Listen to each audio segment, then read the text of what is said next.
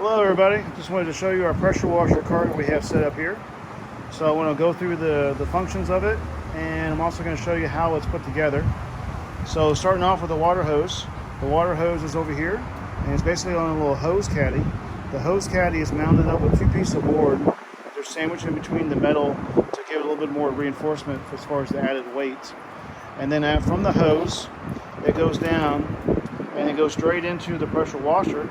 The pressure washer has a little 90-degree elbow on it. We kind of did that so it at least would stress off the water hose, so instead of it going straight out. So as far as different orientations of the pressure washer, how it's set up. Then on the other side of the pressure washer, you're going to see the adapter. The adapter allows you to plug in your regular 3/8 inch hose that will go into there, so you actually go into that Ryobi pressure washer. Then you're going to have a hose whip. The hose whip actually attaches up to the pressure washer reel, but before it gets to the reel, it has to go through a little 90-degree elbow that I have right there to make that turn. And then once that passed that 90-degree elbow, it goes into a quick connect.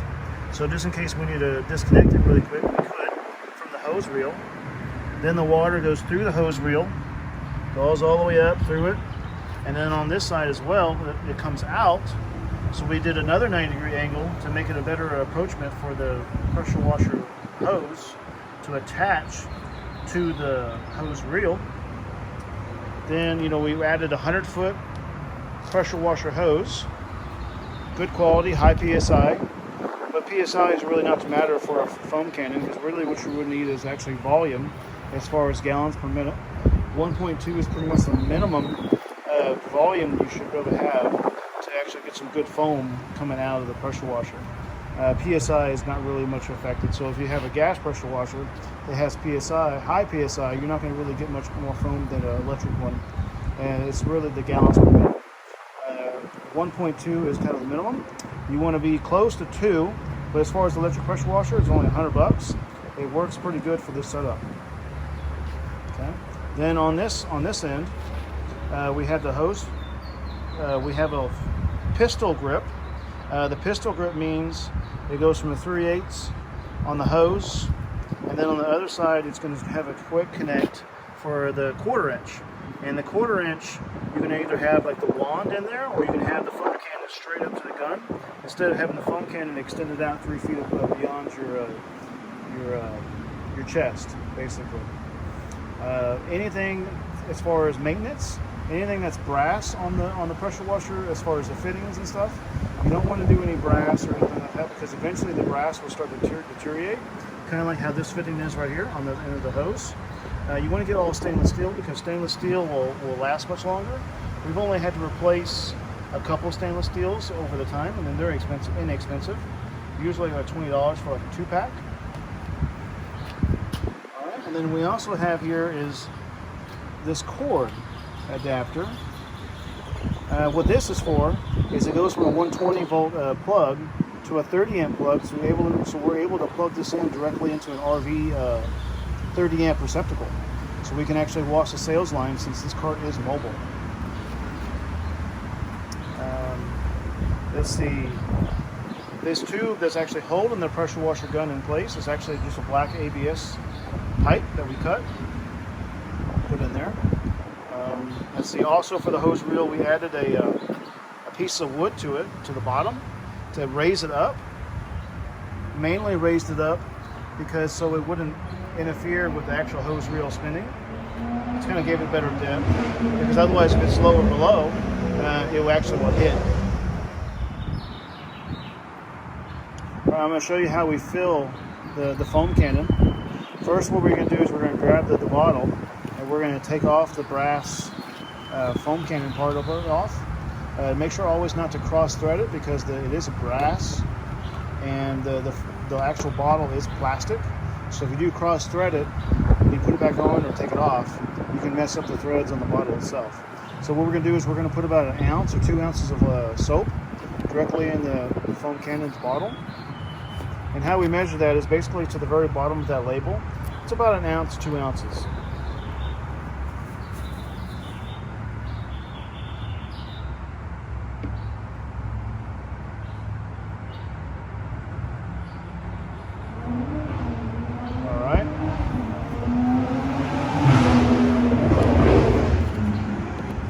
then what we do is we're going to take the regular water and we're just going to pour it in there. Well, you're going to pour it in there because if you use the water hose to actually put the water in there, it will actually create too much suds and you won't be able to put enough water in there. So we're going to go ahead and pour that. And what we're going to do is we're going to pour it all the way up to the top.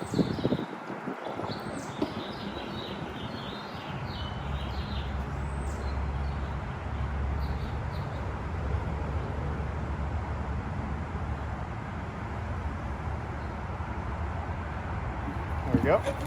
So you did foam up a little bit, but if you were to use water hose, it'd foam up a lot more than that. And we're going to take the top, and we're, like I said before, we're not going to cross thread it. We're just going to put it straight on there.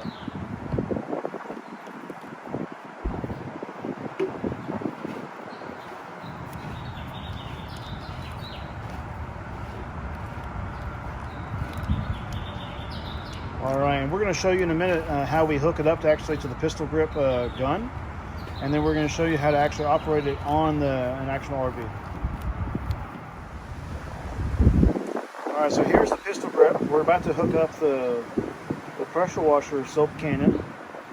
And what we're going to do, we're going to take the pressure washer wand out. I'll show you the wand real quick. So the wand is actually, it's hooked up through a disconnect currently right there. And then it goes all the way down. And there's a nozzle down here that's also a 1/4 inch quick connect disconnect. Like I said before about brass, brass does kind of deteriorate over time. So eventually what we're going to do is we're going to end up getting a newer wand and make sure to get stainless steel fittings for the very end of 1/4. Because you can tell the stainless steel is operating much better than the brass is. And there's different color tips. Different color tips as far as the range of what it sprays out at. This is a 25 degree, which is green. And I believe the orange is a 15 degree. So it all depends on what you want to, as far as spraying. Sometimes a 15 degree is better for bugs. A 25 is more like a widespread, as far as like quickly rinsing off the foam. All right, and we're going to go ahead and disconnect the wand straight from the pistol grip.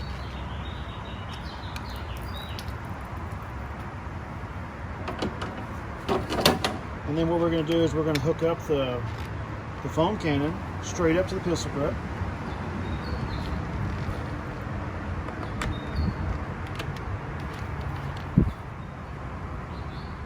All right, we're about to put some foam on this RV. So what we're going to do is we got the pistol grip. So whenever we're getting ready to actually spray some foam, we're going to squeeze that. We're not going to squeeze it quite yet, but I'm going to show you some functions of this right here. The black end on the very end, that's your pan, or you would say as far as how narrow or how wide the stream of the foam comes out. So all you do is simply just turn that, and in the very front of it, you see how it actually opens and closes. See that?